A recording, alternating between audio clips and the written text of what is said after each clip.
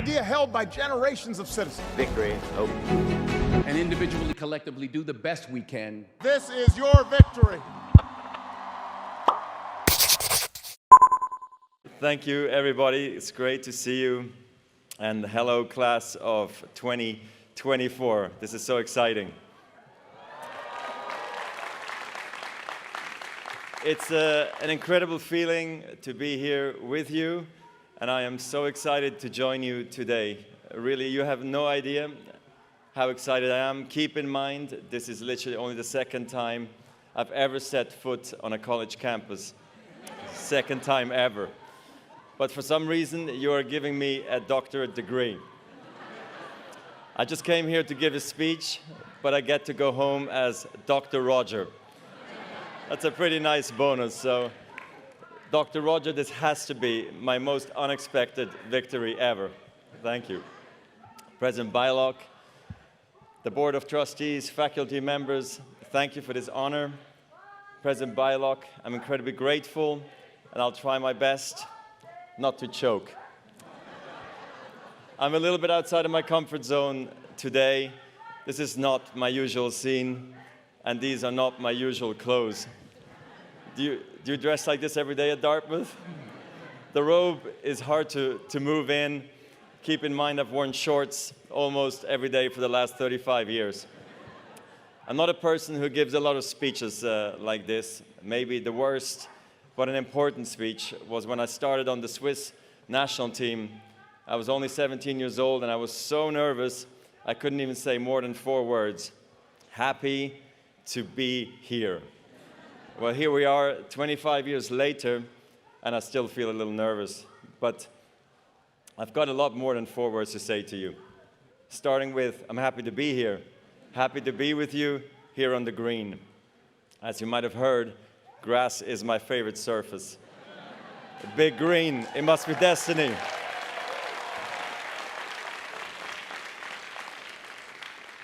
And there's another reason I'm here, and I can sum it up in 2 words. Beer pong. Or pong, as you call it, and I guess you can all call it what you like. I'm told Dartmouth invented it. Now this sport, wait, is pong a sport? It is? Okay. Or is it a way of life? Either way, Dartmouth is the Wimbledon of Pong. And it's even raining, like in Wimbledon. So I'm glad to work on my shots with some of you. This past few days, I'm actually thinking about turning pro. But I know there's more to Dartmouth than Pong. I've spent an amazing couple of days here, and you've made Hanover feel like home. The mountains here are exactly like the Swiss Alps, just shorter. But I'm loving it here. I got a chance to hit some balls with my kids at the Boss Tennis Center yesterday. I did a walk-em. I got to climb the Baker Tower. I saw some incredible views and took my kids to see the Dr. Seuss books at the library. And of course, also I crushed some chocolate chip cookies from FOCO. And I ate some 𝐒𝐵𝒈's chicken sandwich from Lou's. I've done it all. But there's another big reason I'm here. Tony G, class of '93. Are we wrapping now? Tony 𝐒𝐨𝐧 is my business partner, my longtime agent, and one of my closest friends, and most important, the proud father of Isabella, class of 2024. From Tony and now Bea, I know how special this place truly is, and how loyal you are to each other, and how obsessive you are about this color, green. I was with their family, including Mary Jo and Nico, the day Bea got into Dartmouth. I remember how crazy happy she was. I saw a smile and a level of excitement on her face that I'd never seen before. But then I got here, and actually everybody is smiling like this. I can see how proud you are of this place and this moment. You've worked so hard to get here. I have huge respect for all of you, what you have achieved. And for the families and friends who have helped you achieve it, let's give them a big hand.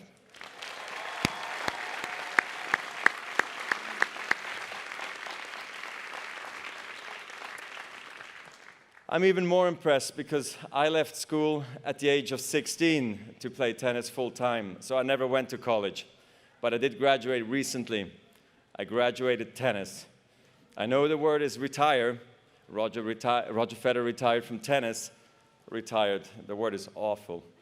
You wouldn't say you retired from college, right? It sounds terrible. Like you, I finished one big thing and I'm moving on to the next.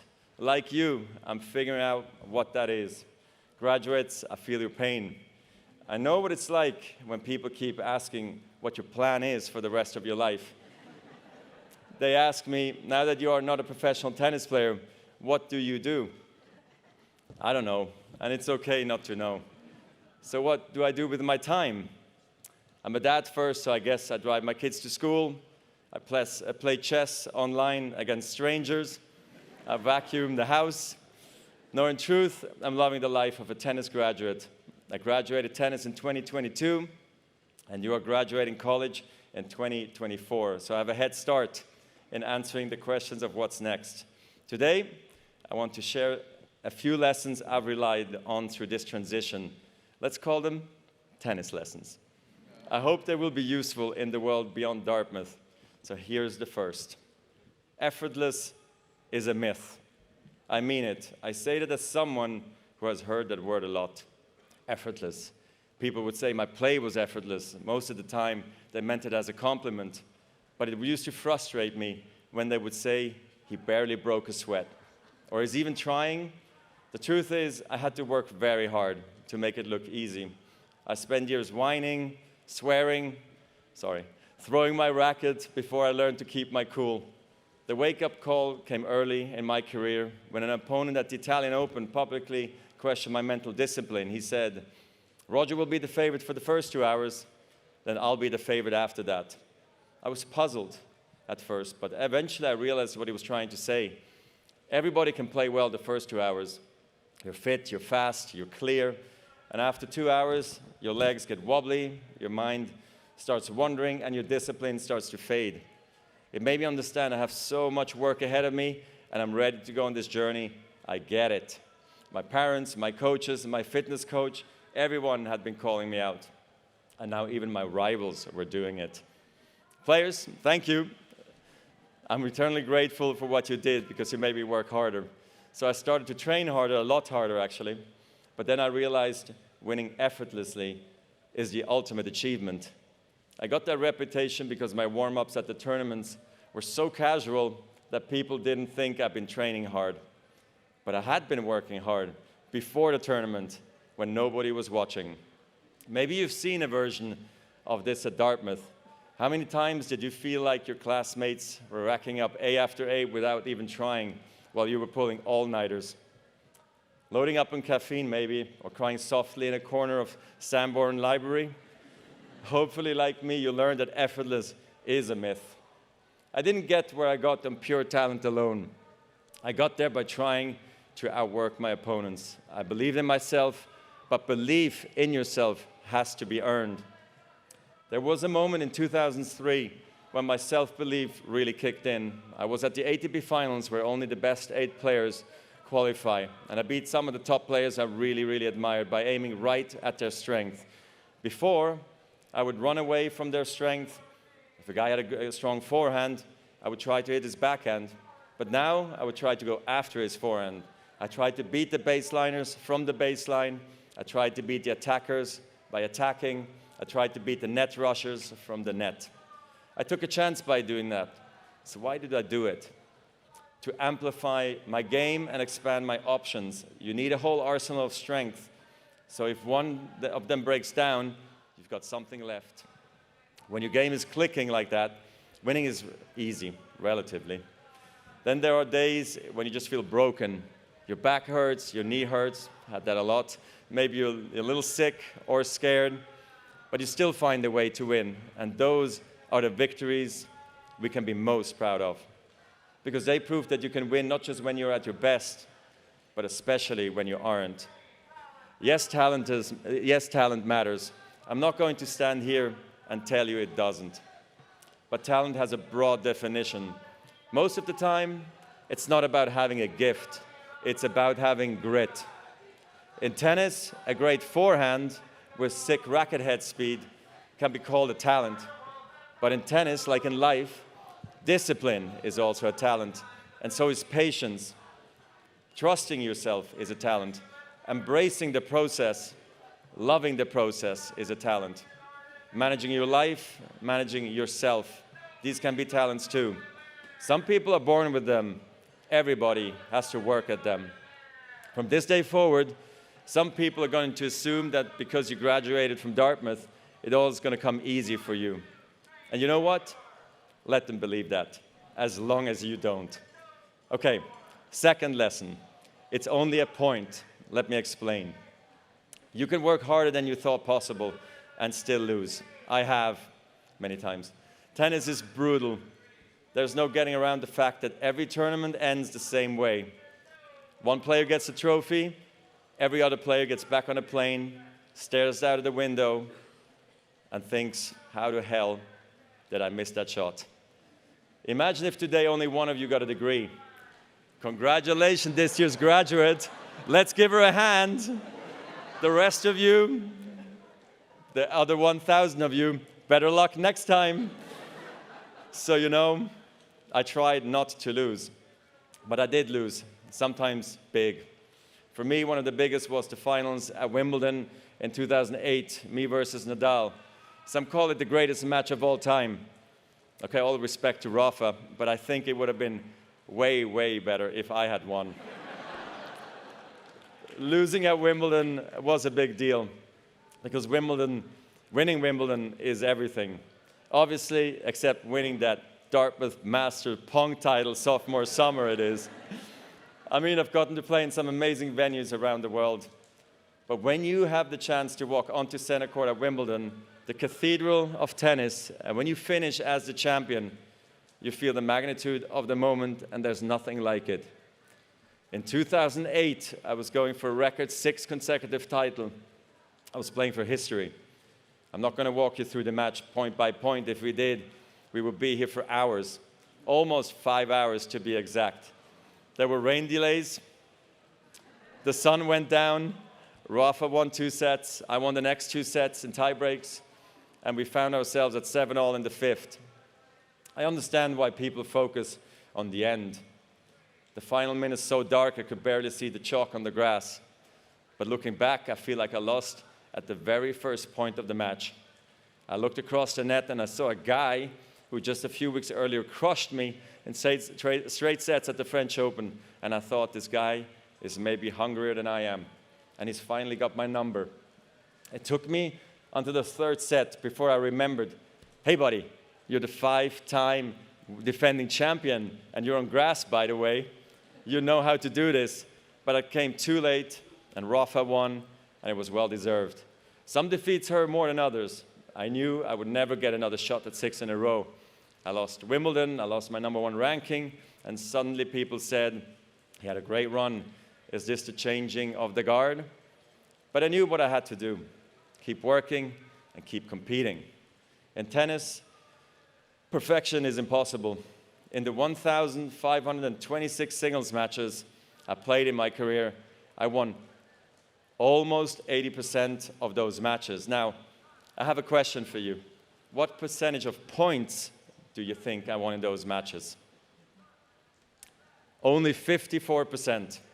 In other words, even top-ranked tennis players win barely more than half of the points they play. When you lose every second point on average, you learn not to dwell on every shot. You teach yourself to think, okay, I double faulted, it's only a point. Okay, I came to the net and I got passed again, it's only a point. Even a great shot, an overhead backhand smash that ends up on ESPN's top 10 playlist, that too is just a point. So here's why I'm telling you this. When you're playing a point, it has to be the most important thing in the world, and it is. But when it's behind you, it's behind you. This mindset is really crucial because it frees you to fully commit to the next point and the next point after that with intensity, clarity, and focus. The truth is, whatever game you play in life, sometimes you're going to lose. A point, a match, a season, a job. It's a roller coaster with many ups and downs. And it's natural when you're down to doubt yourself and to feel sorry for yourself. And by the way, Your opponents have self-doubt too. Don't ever forget that. But negative energy is wasted energy. You want to become a master at overcoming hard moments. That is, to me, the sign of a champion. The best in the world are not the best because they win every point. It's because they know they'll lose again and again and have learned how to deal with it. You accept it, cry it out if you need to, and then force a smile. You move on, be relentless, adapt and grow, work harder, work smarter. Remember, work smarter. Lesson 3. Are you guys still with me? For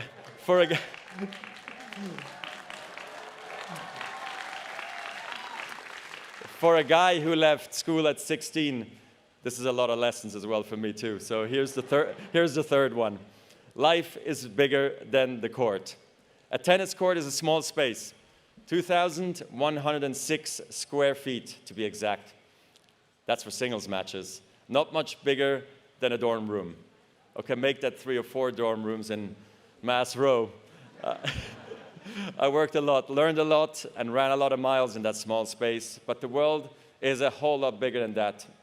Even when I was just starting out, I knew that tennis could show me the world, but tennis could never be the world. I knew that if I was lucky, maybe I could play competitively until my late 30s, maybe even 41. But even when I was in the top 5, it was important to me to have a life, a rewarding life, full of travel, culture, friendships, and especially family. I never abandoned my roots. I never forgot where I came from. But I also never lost my appetite to see the very big world. I left home at 14 to go to school in the French part of Switzerland for 2 years, and I was horribly homesick at first, but learned to love a life on the move. But these are the reasons I never burned out, maybe. I was excited to travel the world, but not just as a tourist. I realized pretty early that I wanted to serve other people in other countries. Motivated by my South African mother, I started a foundation to empower children through education. Early childhood education is something we take for granted in a place like Switzerland, but in sub-Saharan Africa, 75% of children do not have access to preschool. Think about that, 75%. Like all children, they need a good start if they're going to fulfill their potential. And so far, we've helped nearly 3 million children to get a quality education and helped to train more than 55,000 teachers. It's been an honor. Thank you.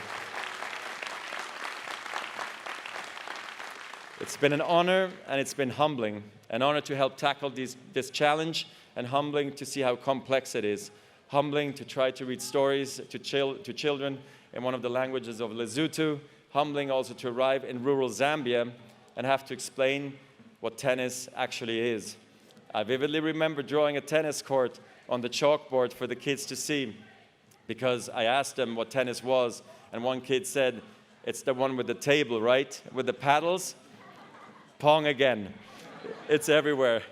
I have to tell you, it's a wonderful feeling to visit these incredible rural places and to find classrooms full of children who are learning and reading and playing like children everywhere should be allowed to do. It's also inspiring to see what they grow up to be. Some have become nurses, teachers, computer programmers. It's been an exciting journey, and I feel like we're only at the beginning with so much to learn. I can't believe we've just celebrated 20 years of this work, especially because I started the foundation before I thought I was ready. I was 22 at the time. Like many of you are today, I was not ready for anything other than tennis, but sometimes you've got to take a chance and then figure it out. Philanthropy can mean a lot of things. It can mean starting a nonprofit or donating money, but it can also mean contributing your ideas, your time, your energy to a mission that is larger than yourself. All of you have so much to give, and I hope you will find your own unique ways to make a difference, because life really is much bigger than the court. As a student at Dartmouth, you picked a major and went deep, but you also went wide. Engineers learned art history, athletes even sang a cappella, and computer scientists learned to speak German. Dartmouth's legendary football coach, 𝐒𝐨𝒂𝒊𝒔𝒉, used to recruit players by telling their parents, "Your son will be a great football player when it's football time." and a great student when it's academic time, and a great person all the time. That is what a Dartmouth education is all about.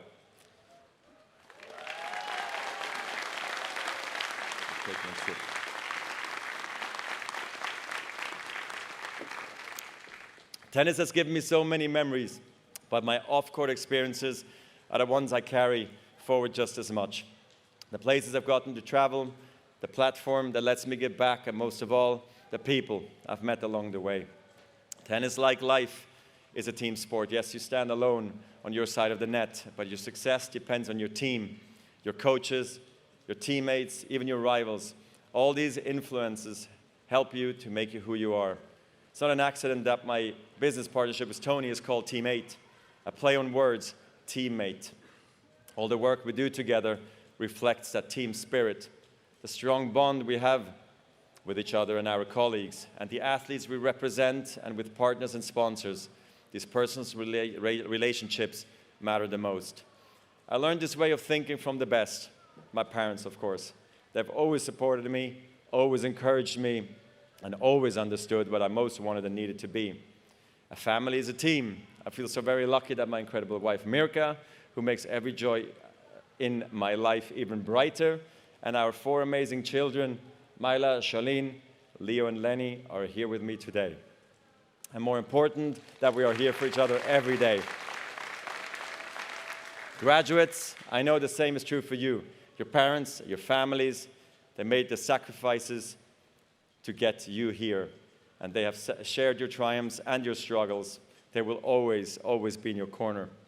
And not only them, as you head out into the world, don't forget, you get to bring all of this with you.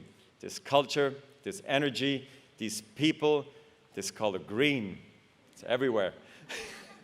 The friends who have pushed you and supported you to become the best versions of yourself.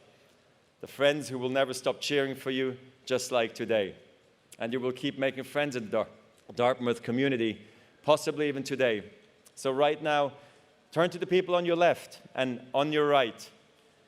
And maybe this is the first time you've met. You might not share experiences or viewpoints, but you share this memory and a whole lot more. When I left tennis, I became a former tennis player. But you are not a former anything. You are future record breakers, world travelers, future volunteers and philanthropists, future winners and future leaders. I'm here to tell you from the other side of graduation that leaving a familiar world behind and finding new ones is incredibly, deeply, wonderfully exciting. So there, Dartmouth, are your tennis lessons for the day. Effortless.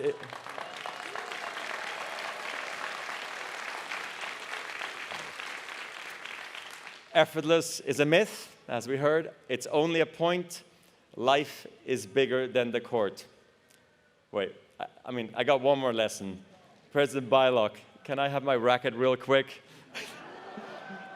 Thank you. Okay, so for the forehand, for those who play tennis, you'll want to use an Eastern grip, okay? You keep your knuckles apart, just a little bit. Obviously, you don't want to squeeze the grip too hard. Switching from forehand to backhand should be easy. Also remember, it all starts with the footwork. And to take back is important, and the same as the follows through. No, this is not a metaphor. It's just good technique. Dartmouth, it has been an incredible honor for me. Thank you for the honorary degree. Thank you for making me part of your really big day. I'm glad I got to meet so many of you these past few days. And if you are ever in Switzerland or anywhere else in the world and you see me on the street, even 20 or 30 years from now, whether I have gray hair or no hair, I want you to stop me and say, I was there that day on the green. I'm a member of your class, the class of 2024. I will never forget this day. Yeah.